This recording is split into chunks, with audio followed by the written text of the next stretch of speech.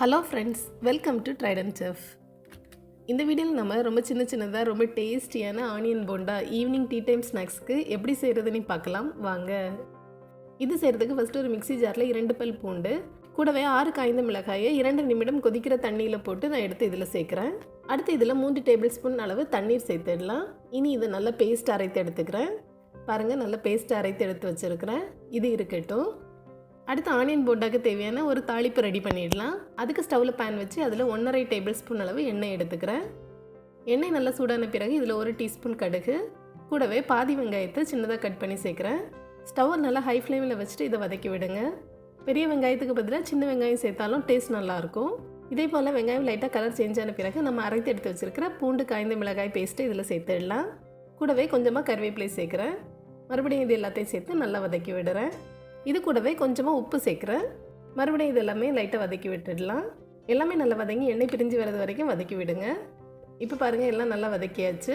இனி நான் stove off பண்ணிடுறேன். இது இருக்கட்டும்.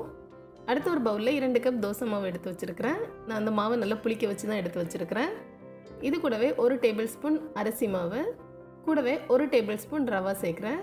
அடுத்து நம்ம தாளித்து வச்சுருக்கிறத இதில் சேர்த்துடலாம். எல்லாத்தையும் சேர்த்து நல்லா மிக்ஸ் பண்ணி விடுறேன். மாவில் தேவையான அளவு உப்பு இருக்குது. அதே போல் நம்ம தாளிக்கிற நேரமே கொஞ்சம் உப்பு சேர்த்து தான் தாளிச்சிருக்கிறோம். அதனால் எக்ஸ்ட்ரா உப்பு தேவையில்லை. நீங்கள் டேஸ்ட் பார்த்துக்கோங்க. உங்களுக்கு உப்பு தேவைன்னா கொஞ்சமாக உப்பு சேர்த்துக்கோங்க. எல்லாம் நல்லா மிக்ஸ் பண்ணியாச்சு. இது இருக்கட்டும். அடுத்து இதுக்கு தேவையான சட்னி ரொம்ப சிம்பிளாக ரெடி பண்ணிடலாம். அதுக்கு ஸ்டவ்வில் பேன் வச்சு அதில் 1 டீஸ்பூன் எண்ணெய் சேர்க்குறேன். எண்ணெய் நல்லா சூடான பிறகு 1 இன்ச் அளவு இஞ்சி சின்னதாக கட் பண்ணி சேர்க்குறேன். 30 செகண்ட்ஸ் இந்த எண்ணெயில் இதை நல்லா வதக்கி விடுறேன். அதுக்கப்புறமா இதில் 1 வெங்காயத்தை கட் பண்ணி சேர்க்குறேன். எல்லாத்தையும் சேர்த்து லைட்டாக வதக்கி விடுறேன். அப்புறமா இதில் 2 காய்ந்த மிளகாய் சேர்த்து இதை நல்லா வதக்கி விடுறேன். வெங்காயம்லாம் நல்லா கலர் சேஞ்ச் ஆகிறது வரைக்கும் இது நல்லா வதங்கட்டும்.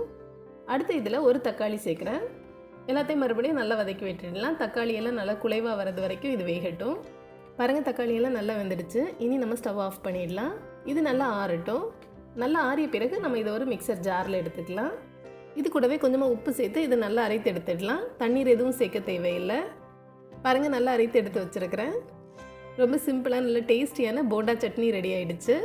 இது இருக்கட்டும். அடுத்து ஸ்டவ்வில் பேன் வச்சு இதில் பொரிக்கிறதுக்கு தேவையான அளவு எண்ணெய் எடுத்து வச்சுருக்கிறேன். இந்த எண்ணெய் நல்லா சூடான பிறகு நம்ம ரெடி பண்ணி வச்சுருக்கிற மாவை சின்னதாக இதே போல் போட்டு பொரிச்சு எடுத்துடலாம். சின்ன பாலாக உருட்டி போடுங்க. அது பொரியிற நேரமே கொஞ்சம் பெருசாகிடும். எல்லா சைடுமே நல்லா ஃப்ரை பண்ணி எடுக்கிறேன். எல்லா சைடும் நல்லா கோல்டன் கலர் வந்த பிறகு நம்ம இதை எடுத்துடலாம். ரொம்ப சூப்பராக வந்திருக்குது. இதே போல் நம்ம எல்லா மாவுமே ரெடி பண்ணி எடுத்துடலாம்.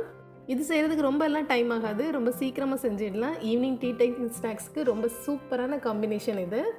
கூட இந்த சட்னி வச்சு சாப்பிட்டீங்க அப்படின்னா ரொம்ப டேஸ்ட்டாக இருக்கும். அவ்வளோதான், ரொம்ப சிம்பிளாக நல்ல டேஸ்டியான evening tea time snacks onion bonda ready ஆகிடுச்சு.